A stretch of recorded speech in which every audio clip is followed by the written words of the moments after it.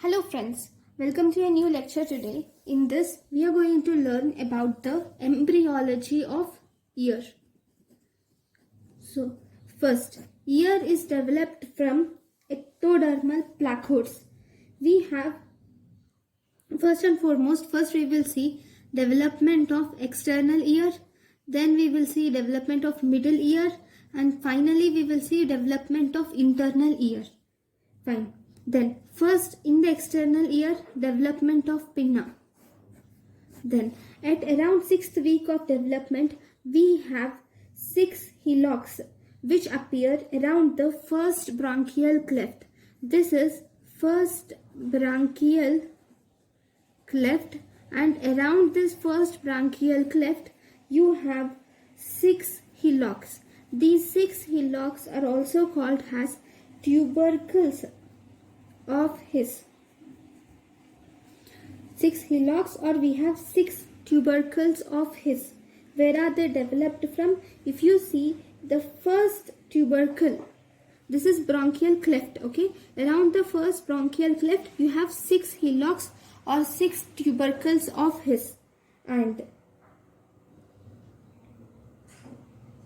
one important thing is, among these 6 tubercles of his, the first tubercle of his develops from first bronchial arch. First bronchial arch will give rise to first tubercle of his. The rest of the tubercle of his are developed from second bronchial arch. They are developed from second bronchial arch. Right? The whole pinna is derived from these 6 tubercles of his or first bronchial arch. This is how you see the pinna development. Okay. Now, how much time will it take for the ear to form? For this external ear or the pinna to take its definitive form, it takes 3rd month of intrauterine life. Pinna is formed.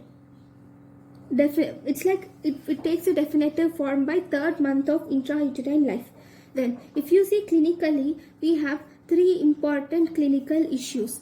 1. What is anoxia? Anoxia is, first of all, in anoxia, there is failure of development of hillocks. Whenever the hillocks are not developed properly, then these hillocks development is failed. Then obviously there is no external ear or ear pinna. Thus, that is called as anoxia. Then what is preauricular sinus? Preauricular sinus is failure of, or if you say instead of failure, you can say defective fusion. If there is defective fusion of tubercles of his, can lead to small sinus or small opening, which is called as preauricular sinus. Then what is bat ear? Bat ear is defective development of 4th tubercle. We have 6 tubercles of his. Among the 6 tubercles of his, if there is defect in development of 4th tubercle, then we call as bat ear. In this bat ear, there is no antihelix. There is absence of antihelix due to the defective development of 4th tubercle, leading to bat ear. Right? Next, if you see external auditory canal development. See, external auditory canal actually develops around the first. It develops around the first bronchial cleft. Has a small funnel-shaped pit.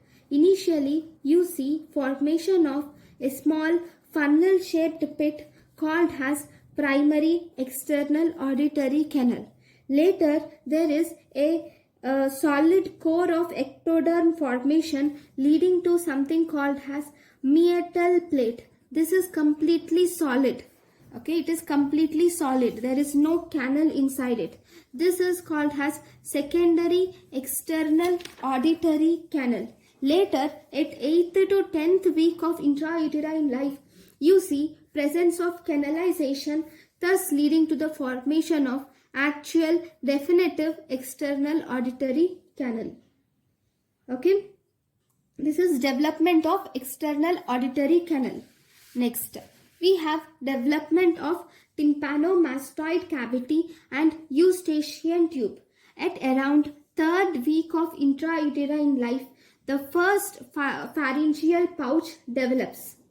And this first pharyngeal pouch has two parts. One, it has proximal part. Second, it has distal part. Proximal part is narrow, whereas distal part is dilated. Proximal part of first pharyngeal pouch gives rise to eustachian tube, whereas the distal part of first pharyngeal pouch forms middle ear cleft, which is also known as tubotympanic recess. This tubotympanic recess forms the tympanic cavity, definitive tympanic cavity, or the third ear. Okay, these are the derivatives of first pharyngeal pouch. Next, if you see, we have mastoid antrum. This mastoid antrum, in the embryo at birth, this mastoid antrum is around 3 millimeters in thickness, and this increases at the rate of 1 millimeter. Thickness is increased per year. At birth, it is 3 millimeters in thickness. Later, slowly 1 millimeter increase is seen per year. Later, once it reaches adult size, it reaches 15 millimeters thickness in adult size. This is very important. So this mastoid antrum also develops from the tubotympanic recess. The tubotympanic recess forms a small diverticulum, which will result in formation of this mastoid antrum. Next, development of ossicles. This is also very important. See, all the ossicles develops from first and second arch cartilages.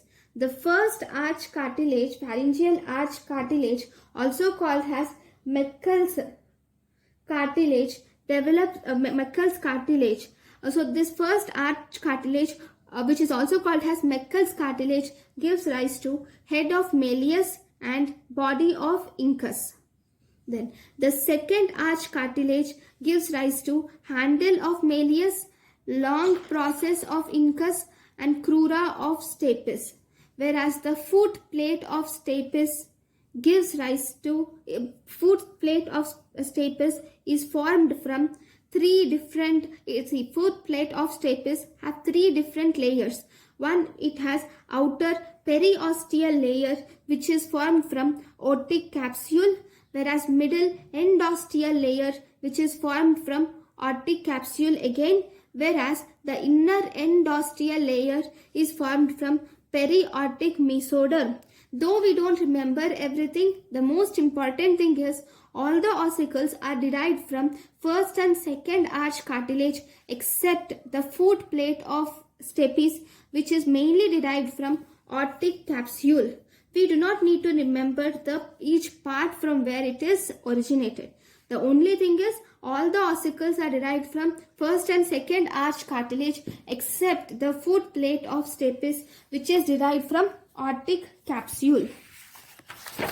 Then, if you see the tubotympanic recess, which I have said, it is lined, right? It is lined by an epithelium. So that epithelium, that lining of this epithelium between 3rd to 7th month of intrauterine life also tries to encircle the ossicles. See, this is the lining in the beginning, and slowly it will form a covering over all the ossicles, Malleus, Incus, and also Stapes. And at the end, you see it forms the covering, and during its process of encircling around these ossicles, it forms 4 sacci or 4 sac-like structures, and with the help of these sac-like structures, it will encircle all the ossicles. And these sacs are mainly 4. They are saccus medius, saccus superior, which is encircling superiorly, saccus posticus, and saccus anticus. We do not need to remember in detail about these sacules. Then one important question which is asked many times in this is about the prozac space. So what is this prozac space? This is the space, prozac space, which you can see bound. This prozac space is the potential space, this prozac space is the first space to involve during cholesteatoma. It is the first space to involve during cholesteatoma. So we should remember this. So this prozac space is bounded laterally by, this is laterally, this is medially. This is bounded laterally by this membrane which is called as pars flaccida, or we can also call this as Sharpnel membrane. It is bounded laterally by pars flaccida or Sharpnel's membrane. Then if you see medially, it is bounded by this one. What is this? This is the neck of Malleus. It is bounded medially by neck of Malleus. Right. Then what about superiorly? This prozac space is bounded superiorly here by the lateral malleolar fold. This is lateral malleolar fold will form superiorly. And if you see inferiorly below, it is formed by this one. What is this? This is the lateral process of Malleus. Lateral process of Malleus forms inferiorly. So this is about the prozac space, which is the potential space, which is the first site to involve in cholesteatoma. Next, we have development of inner ear. Inner ear develops from otic capsule or cyst. Actually, this otic capsule or cyst, primarily it is the ectoderm of hindbrain. Ectoderm of hindbrain will form a thickening, and that thickening in the ectoderm of hindbrain is called as otic placode. This otic placode will later invaginate to form an otic cyst or otic capsule, and this otic capsule gives rise to membranous labyrinth. To this otic capsule, surrounding it we have mesoderm. The mesoderm surrounding this otic capsule gives rise to bony labyrinth, which will attain the adult size by 4th week of fetal life. The most important thing is, you should remember, most of the inner ear is derived from otic capsule or cyst. Right? Next. The next important thing is about the pneumatization of mastoid. In the beginning, mastoid process is formed. It is formed at the end of first year due to the contraction of sternocleidomastoid. This mastoid process is formed. Actually, this mastoid process undergoes pneumatization by 80%. 80% of the cases there will be full pneumatization. Actually, what is this pneumatization? Pneumatization is the formation of air spaces in the mastoid cavity. If this is the mastoid cavity, you will see presence of many air spaces, and these are called as this process of formation of air spaces in the mastoid is called as pneumatization. Right? So 80% of mastoid is fully pneumatized, whereas 20% is partially pneumatized or sclerotic. There are 3 types of pneumatization of mastoid. First, we have cellular type of pneumatization, where they are well pneumatized. Whereas in diploic type of pneumatization, you see it is poorly pneumatized and you only see few small sized cells. Whereas in a sclerotic pneumatization, there is complete absence of cells, and these cells are actually replaced by dense compact bone. So this is about the lemmatization of mastoid. Thank you guys for watching my lecture. So in this lecture, I have explained you about all the derivatives of ear. So thank you guys for watching my lecture. Thank you.